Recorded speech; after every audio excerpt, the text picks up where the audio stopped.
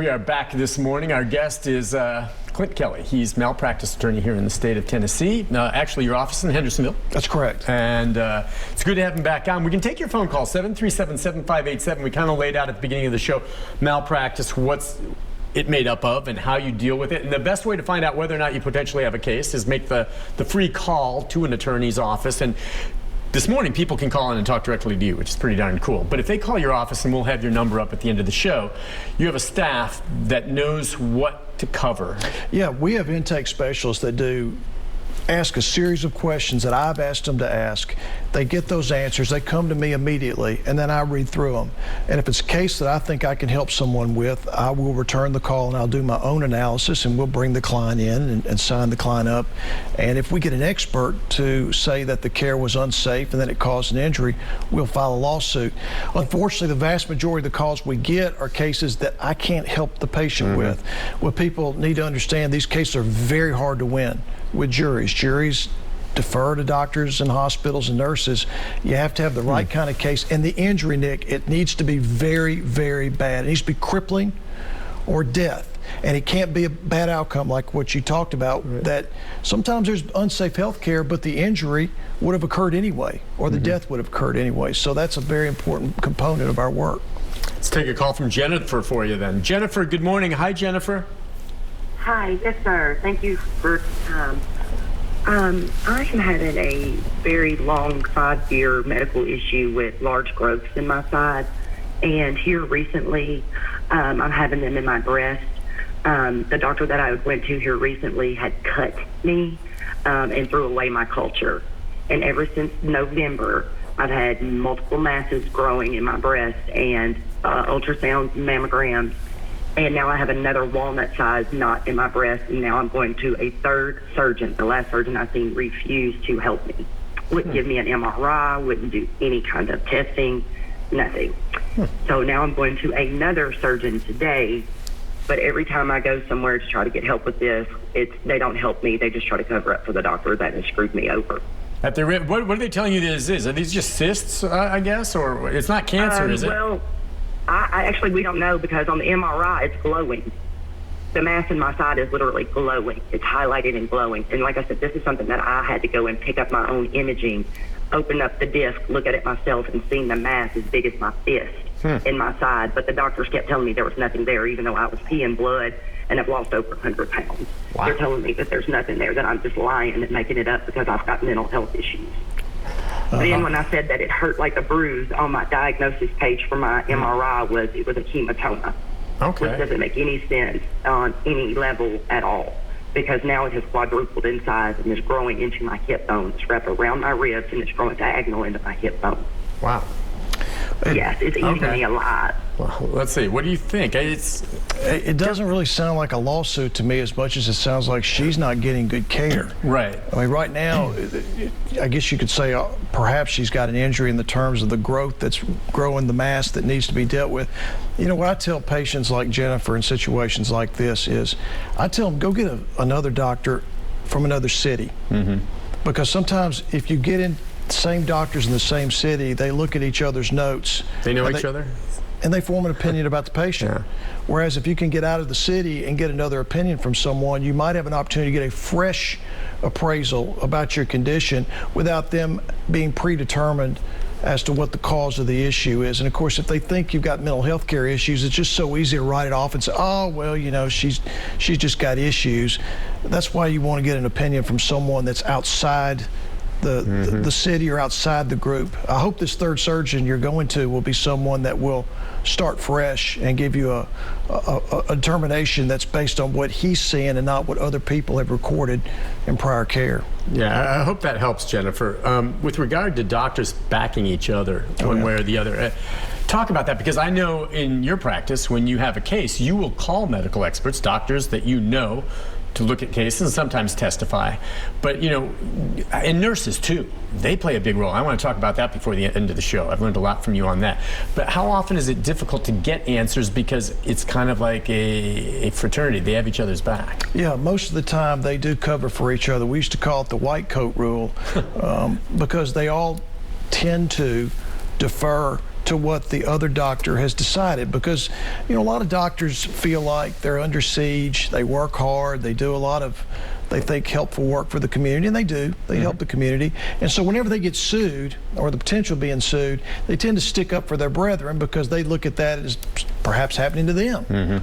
So it's only natural. But when you get outside the city or get outside the state, particularly when they're not insured by the same insurance company or they don't work for the same hospital, then you tend to get a fresh opinion. And that's what I do. My one of my specialties is finding medical experts outside of Tennessee who are willing to come to Nashville or come to Hendersonville, or I take some cases in Knoxville, go to Knoxville and testify that there was a violation of safety rules.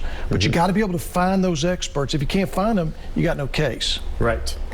And so that's part of the expense of when you take on a case. Oh, yeah. That's the one reason you have to really look at, okay, what kind of payout can we get? That's cold and calculated, but it makes sense because you may want to help someone, but how much can you recover and how much will it cost to litigate? Is that people have to understand the business side of this. Yeah, the last case I had, I spent $125,000 of our firm's money. That's on one case.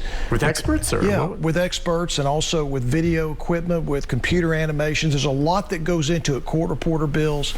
There's a lot involved in bringing a high-stakes lawsuit, and I mean, that's my job. I have no problem with that, but that's why we have to be very selective. What some people don't know is I can hire a neurosurgery expert out of North Carolina to look at a case here in Nashville, and he charges around $1,000 an hour. Yeah, so if he puts 25 hours into the case, which is routine, that's $25,000 payment to that expert to testify. And that's because these guys make a lot of money in their business. And so in order to get them to be able to evaluate a case and testify, you got to pay them a reasonable fee or something they claim is reasonable to get them to take the time to help you. And so that's why these cases are very expensive. Okay, something to keep in mind, that there are some cases that there may have been a wrong, but you just can't afford to take it. The good thing about Clint also is I know you give people explanations as to why you can't. Right. It's not just you deny it. We get calls sometimes where, well, I just never heard back from the lawyer, and they inquired. You need to let people know maybe why you're not taking it. Every time I don't take a case, Nick, I write a letter to the caller, send that letter by certified mail, and tell that client, potential client, why I couldn't take the case. Okay. And as we sit here now, I'm just wondering, since we last talked, I want to catch up with you on the types of cases. We've talked class action before. What type of litigation is happening in the malpractice field right now that maybe, we're seeing a spike in? Is there anything like that all of a sudden there's more of these popping up, some particular type of surgery or some kind of medicine or anything along those lines that jumps out at you? Yeah, I'm seeing, I don't know if it's more, but it's a continuation of a trend I saw before the pandemic. Patients that are injured during elective surgeries. Okay. And it could be anything. It could be someone that has a knee replacement. It could be someone who's a plastic surgery. It could be someone who had their femur operated on to try to believe it or not, there's a surgery that can fix someone who's got pigeon toes. You can open up your, crack your femurs and make your toes point straight or north to straighten them out. And I had a young lady whose femur was damaged severely, and as a result, she had nerve damage, and it crippled her ability to walk. And this was an elective procedure. Some of these cases went down during the pandemic because you'll remember they shut down the elective procedures. The hospitals couldn't do them. Well, now you're starting to see more elective procedures being done, and now I'm getting more calls from patients who've had very bad results during surgery. And the question is, was this a bad result caused by unsafe care? Unsafe surgical technique, or was this simply a bad outcome because sometimes patients get bad outcomes in surgery? That's why we have informed consent, because every patient goes into surgery supposedly aware that there's a chance they could be injured. All right, a couple things on that. First, how do you determine? You have to get access to these medical records immediately. When someone calls you on this, the only way you're going to find out whether the standard of care is that, and maybe do you get to depose nurses that were there, or how do you find out? Yeah, it first starts with the medical records. You're absolutely right. You can't evaluate a case without medical records. And are they easy to records. get? No. I mean, if they know Clint Kelly's calling for medical records, do they give you the runaround? Can they sometimes tamper with them, not give you a complete record? Okay. As far as tampering, that's more difficult to do in the era of electronic medical records, but it does still happen. That's one of the things I look for. I have experts who can look for that. But when you go to the hospital, I'm having more difficulty getting medical records in a timely manner because they get my request and they just stick it at the bottom of the pile. Now, patients when they go ask for their medical records and they, stomp on their feet, squeaky wheel gets the grease, oftentimes they can get their records faster than I can because the medical records department just wants to get rid of them. But you remember during the pandemic, they weren't letting anybody in hospitals. Right. So it was hard to get anybody in the hospital to give your medical records. Now we're opening up more. It should be easier, I hope, for patients to get their records.